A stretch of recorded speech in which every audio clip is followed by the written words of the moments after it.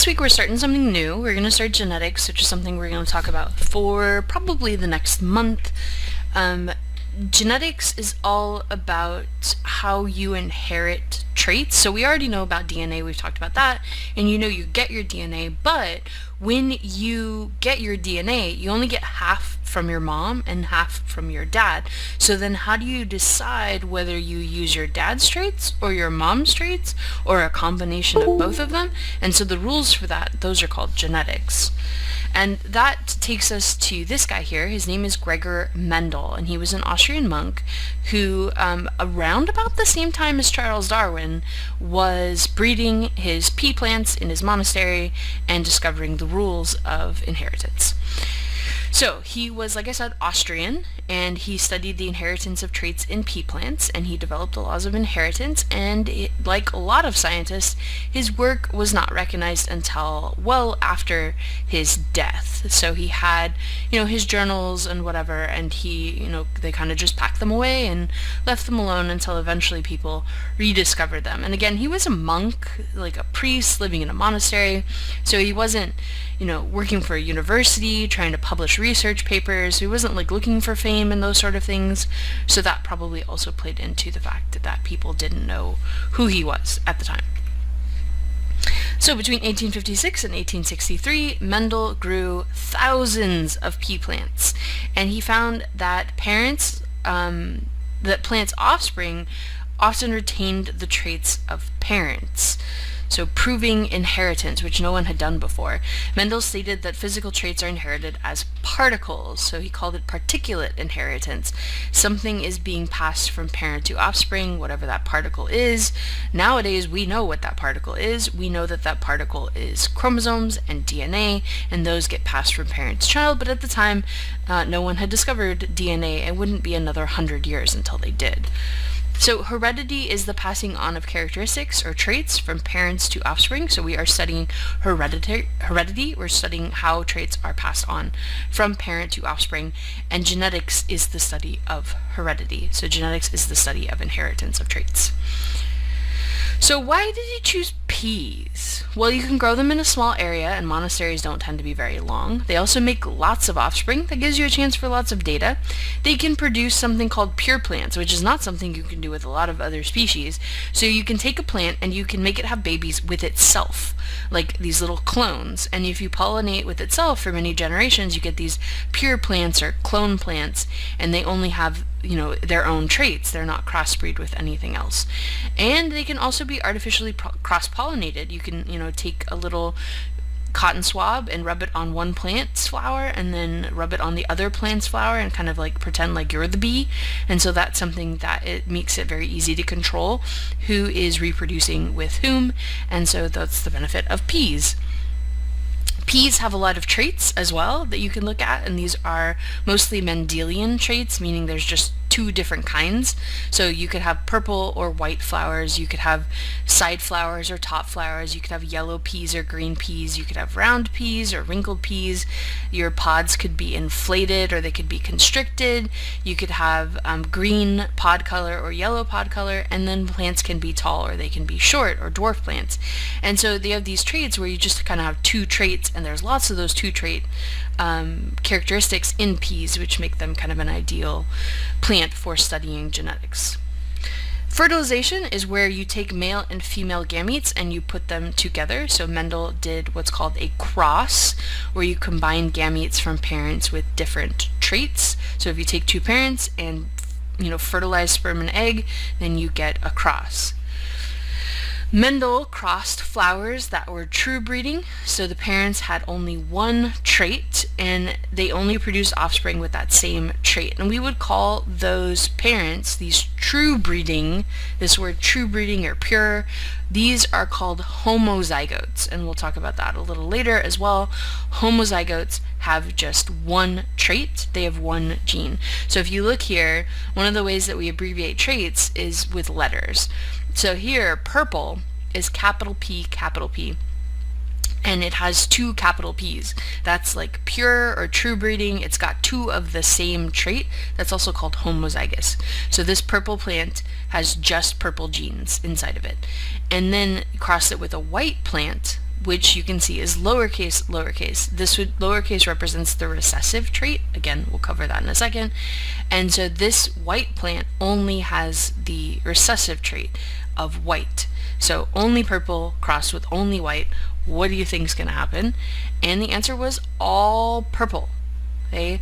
The first generation of purple crossed with white had only purple. There were never any white. So then the question is, where did the white color go? So why is there no white here? Why is it just purple? What happened? So then the next step was to take two of his first generation. So he took the two of these, let me go back a slide. He took like this one and crossed them together. And so they, if you look at their letters, they're not just purple. They're capital P, which stands for purple, but they're also lowercase p, which stands for white. And so that white trait is still there in the genes, it's just not getting expressed. And same thing over here, capital P for purple, lowercase p for white. So that white trait is there, it's just hidden. The purple trait, the capital one, is covering it up.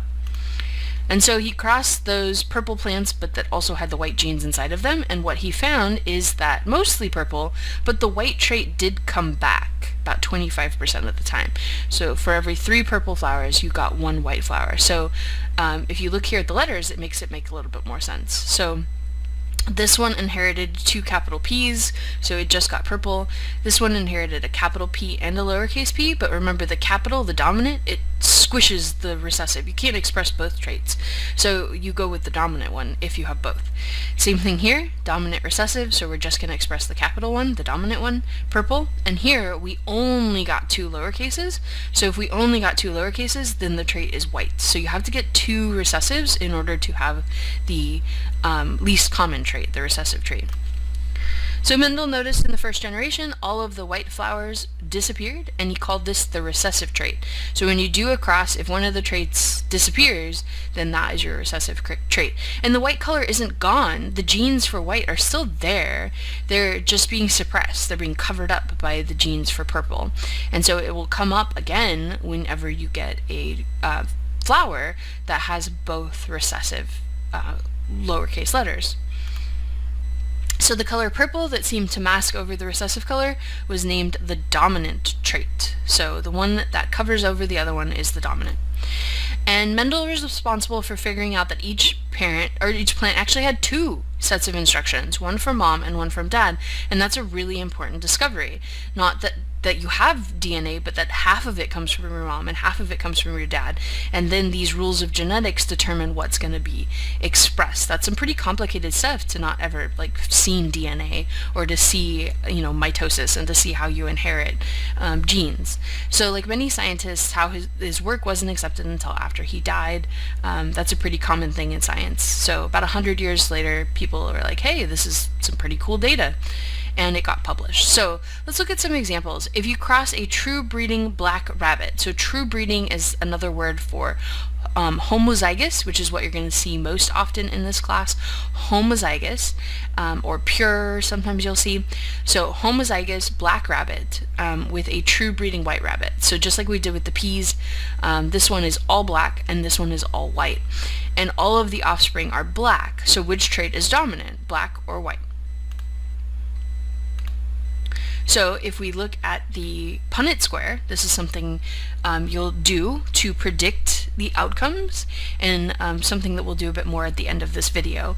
So you have a black rabbit, capital B, and you had a white rabbit. So they said true breeding black, this is what that would look like, and then true breeding white, or homozygous white, so lowercase b. So you cross them together, and so this parent passes on 1 capital B, and this parent gives 1 lowercase b. And so you get a capital from one parent and a lowercase from the other, and a capital from one parent and a lowercase from the other. And so even though all of the children here, all of the baby rabbits, have that white gene, none of them are expressing them because they're all expressing that dominant trait, that capital B. So the dominant trait covers up the recessive trait unless you have 2 copies of the recessive trait. So if you filled in this Punnett square, you're going to bring down the letter from the top and then the letter from the side, and then, you know, letter from the top, letter from the side. You always list capitals before lowercases though. So if we brought this one down and this one over, this B, capital B, would go first before the lowercase b. So what are the odds of having a blue-eyed child? So let's fill this in. Letter from the top, letter from the side, letter from the side first because it's capital, and then the top, down and then over, and then down and then over. So this is your possibilities from two brown-eyed parents that are both heterozygote for that brown color, meaning they're carrying the blue-eyed allele, but they're not expressing it.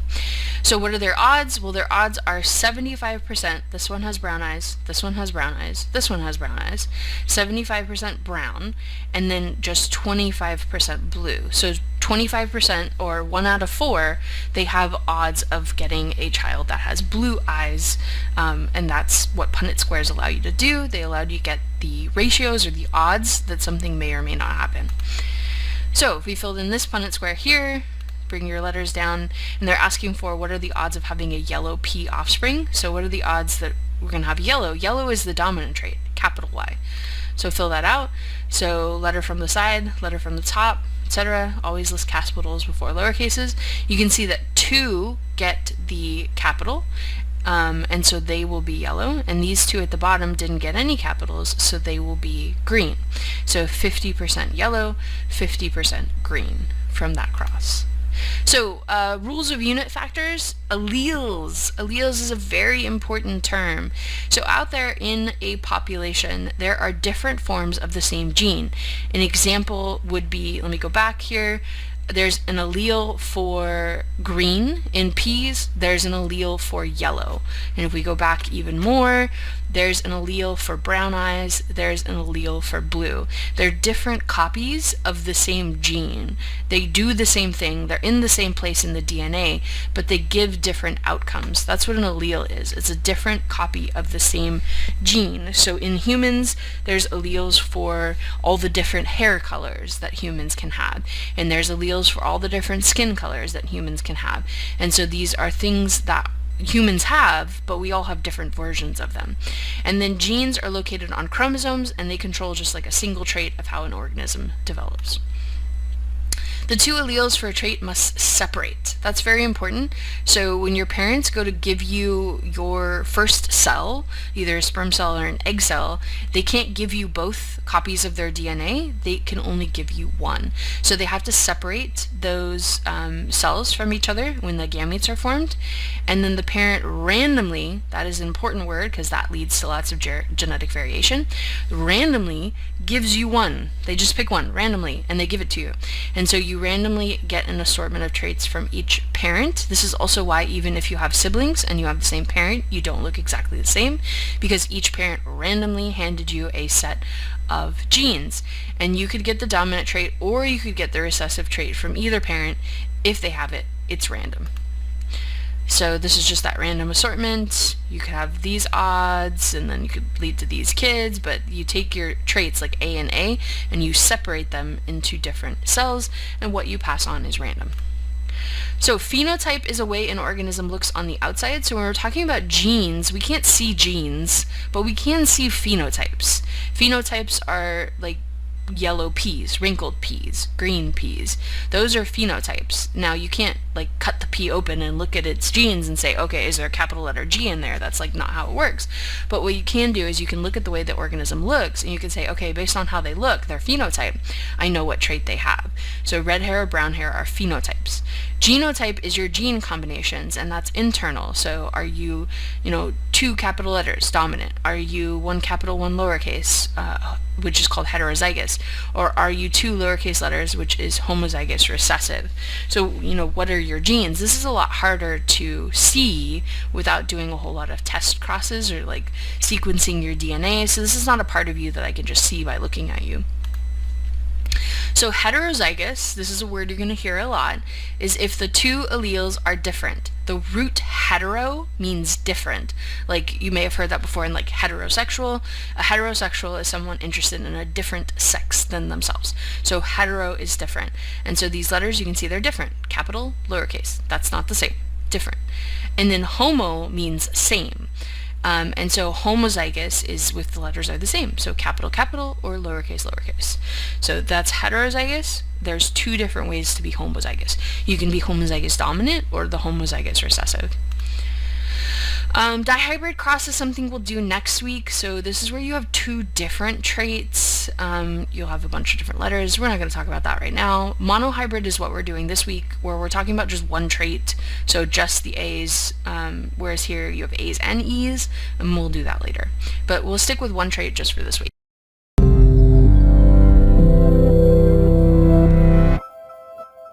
These days, scientists know how you inherit characteristics from your parents. They're able to calculate probabilities of having a specific trait or getting a genetic disease according to the information they have from the parents and the family history. But how is this possible? To understand how traits pass from one living being to its descendants, we need to go back in time to the 19th century and a man named Gregor Mendel. Mendel was an Austrian monk and biologist who loved to work with plants.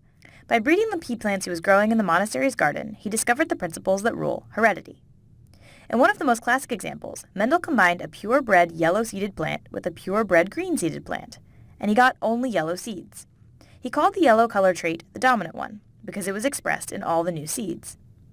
Then he let the new yellow-seeded hybrid plants self-fertilize, and in this second generation he got both yellow and green seeds, which meant that the green trait had been hidden by the dominant yellow.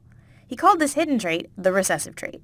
From those results, Mendel inferred that each trait depends on a pair of factors, one of them coming from the mother and the other from the father.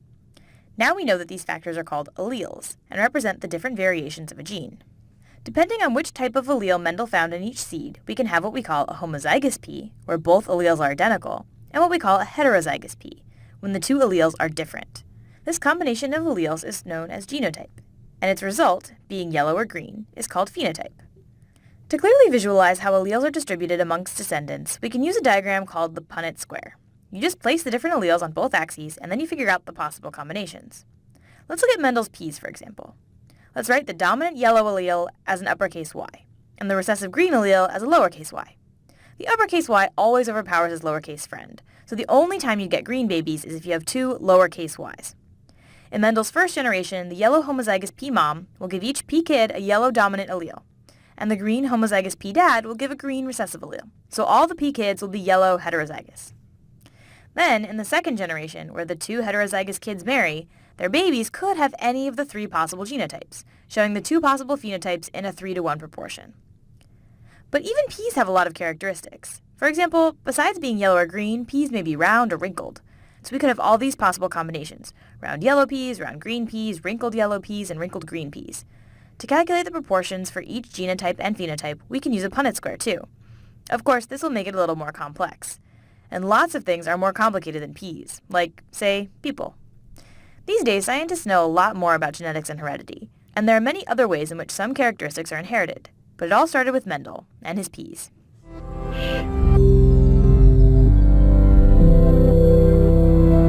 Alright, you're on this part of your notes here, so you have some worksheets with your Punnett square practice, and so you have an example. And it says, in rabbits, black fur is dominant over white fur, so show the cross of a heterozygous black male with a homozygous white female.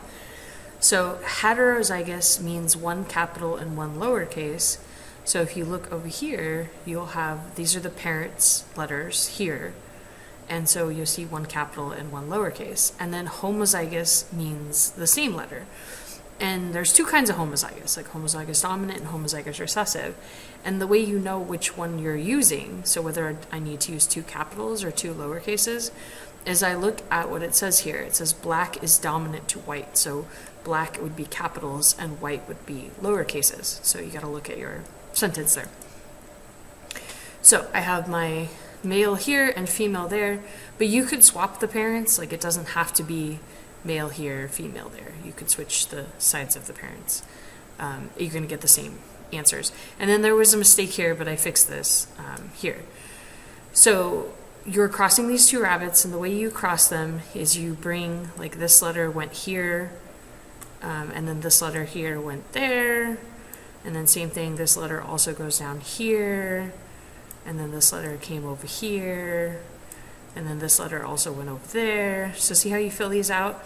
You bring one letter down from the top and then one letter down from the side, and so that's where these combinations came from. It's just like, here's all the possibilities for these parents. And then you look at filling this out. So the key is, the capital B, what did that code for? Capital B, lowercase b, that's black as well. So these are both ways to get black fur rabbits. And then lowercase b is the only way to get white fur. Then you need the genotype and phenotype possibilities. So this one here are genotypes. Those are the letters. And so you get 0 capital B's, and if you look over here, there are none. And you get 50% capital B, lowercase b. So if you look, there's one here and then one here, the 2 at the top. So that would be 2 out of 4, which is where this 50% comes from. So 2 out of 4 is 50%. And then 50% lowercase b. So here you can see these 2 out of 4 and make 50%. And then as far as colors go, anything that got a capital B is a black rabbit, and anything that got 2 lowercase b's is a white rabbit. So you have 2 black rabbits and you have 2 white rabbits. So it's 50% black and 50% white. So this is what we're doing here on this worksheet, and I'll do most of them with you, and then you'll have the last one to do yourself. So the next question talks about tall is dominant over short. So then real quick to talk about letters and what letters you can use. So here they use like B. You can use whatever letters you want. Frequently I use the letters A, and the reason that I would use, that's kind of a thick letter there. The reason I would use A is because you want to try and pick letters that look different in their capital and lowercase form. So like A's, capital and lowercase a's don't look the same. So like there's a capital A and there's a lowercase a, and you're not going to mix these up. Like they look pretty different from each other. Same thing with B's. Like B is a good choice because it looks different in its capital form and its lowercase form, and you really need to be able to tell the difference between capitals and lowercases. So A's and B's are good choices. The letter C would not be a good choice. So a letter C capital versus a letter C lowercase, like they look the same. They're the same shape, so I don't want to pick those. Same problem with like letter S's. So like letter S's look the same, capital, lowercase. You want to try and pick ones that look different in their capital and lowercase form. But you can choose whatever letter you want. Like the letter does not matter. Just try and pick ones that look different in capital, lowercase. So here, tall is dominant to short in pea plants. And so we're looking at the traits tall and short. And so, and peas. And so you can use whatever letter you want, but I'm going to use the letter T because T's look different as capital T's and lowercase t's. So it's really easy to tell the difference between them. So I'm going to use T's here. It says show the cross of a homozygous short. And so if we look back over here, remember tall was dominant, short is recessive. So a homozygous short is going to be lowercase t, lowercase t. And then a homozygous tall is going to be capital T, because the tall trait was the dominant and the short trait was recessive. And so you need to read the sentence to get that information. So you're going to put a capital T here. So we're bringing this capital T over and bringing this lowercase t down. And then bring this capital T over and then bring this lowercase t down. And then capital T over and then lowercase t down from the top. And capital T from the side and lowercase t from the top. And they all end up getting the same letters. And now you have to do the key. So I'm going to type here. So capital T would be tall, and capital T, lowercase t would be tall, and lowercase t would be short. So here when it says key, you are typing all of the possibilities that you might get. Make that a little bit bigger.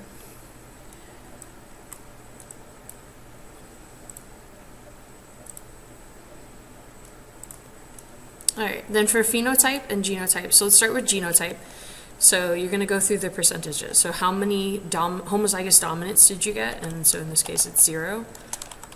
And then how many homozygous recessives did you get? So it's all of them, 1, 2, 3, 4. They're all homozygous recessive, so it's going to be 100%. Capital T, lowercase t. And then how many homozygous, this is heterozygous. How many heterozygotes did you get? And then how many homozygous recessives did you get? And again, that's 0. So lowercase t, lowercase t. And then for phenotype, so how many talls did you get? And so they're all tall because they all inherited at least one capital T. So that's 100% tall. And then how many shorts did you get? And that would be 0% short. Okay. And so that's what you do for these problems. And if you forget what you're supposed to do, you can look back at the example here for right above number 1. All right, for number 2, you have humans this time, and it's free earlobes, and they're dominant to attached. So free is the dominant trait. And so I'm going to use the letter F this time, but again, the letter does not matter. So we'll use F's, and this is two parents that are both heterozygous free are expecting a child. What are the chances that child will have free earlobes? Let's just say or. Free earlobes or attached. It's a weird or. Or attached. Okay, so both parents are heterozygous, so they both look like this.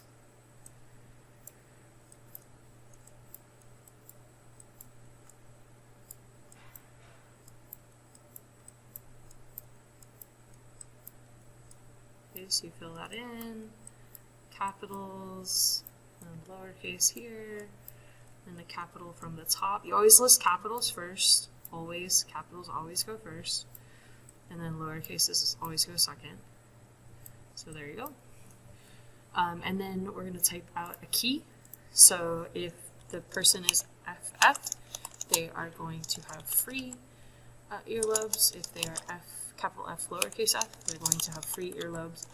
And if they are lowercase f, they're going to have what are called attached earlobes. Okay? And then for genotype and phenotype, so we'll do the genotypes first. So what percent are capital F, which would be homozygous dominance? And the answer is 1 out of 4, which is 25%. And then how many are capital F, lowercase f, heterozygotes? And that's 2 out of 4, so that's 50% are capital F, lowercase f.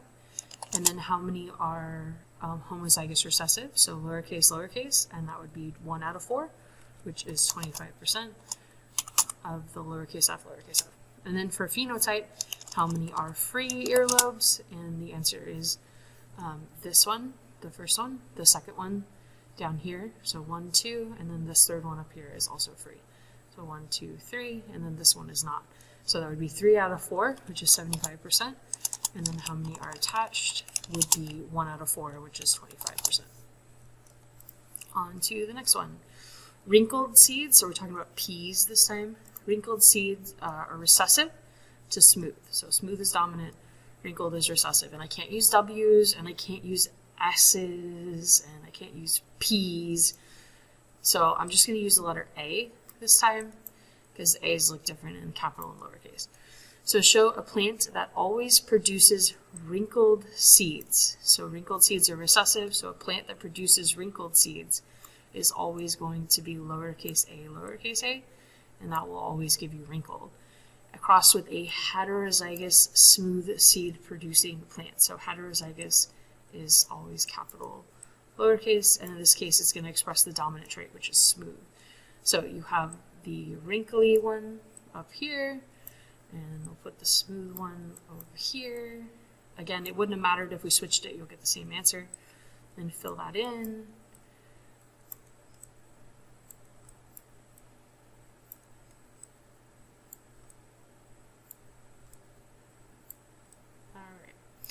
Then for the key, so capital A would give you smooth, smooth. And then capital A, lowercase a would also give you smooth. And then lowercase a would give you wrinkled. And again, this is for pea plants. So let's do genotype first. So first one is the homozygous dominant. So how many capital A's did we get? And the answer is none. And then the heterozygote, how many capital A, lowercase a's did we get? And the answer is 2 out of 4, which is 50%. And then how many lowercase a's did you get for the homozygous recessive? And the answer is 2 out of 4, which is 50%. And then for the phenotype, how many smooth, the dominant trait, did we get? And we got a 2. So these two on the top would be smooth peas. And so there would be 50% smooth. And then how many are wrinkled? And that would be 50% are, again, wrinkled. to the next one. As in the previous problem, show a heterozygous smooth, so we're going to stick with the letter A again, heterozygous smooth plant, which would look like this, capital A, lowercase a, crossed with another heterozygous smooth. So another capital A, lowercase a, and we're going to fill those in.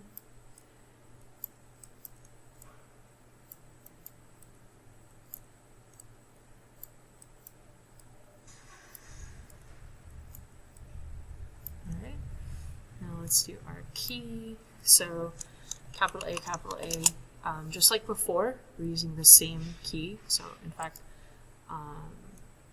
you just copy what you put in here. So I'm just going to copy that because it's the same problem. So capital A is still smooth, capital A, lowercase smooth, and then capital A, lowercase a is wrinkled. And then for genotype, so how many homozygous dominants did we get? And the answer is 1 out of 4, which is 25%. And then the next one, how many heterozygotes did you get? And so you got 2 out of 4, which is 50%. And then how many homozygous recessives did you get? And that's 1 out of 4, so that's 25%. And then for phenotype, so smooth, how many have the dominant trait of smooth? And so the answer is 3 out of 4, which is 75%. And how many have the recessive trait of wrinkle, which is 1 out of 4, which is 25%. Okay, and then this last problem is for you. You're going to finish that, and then you are going to submit that.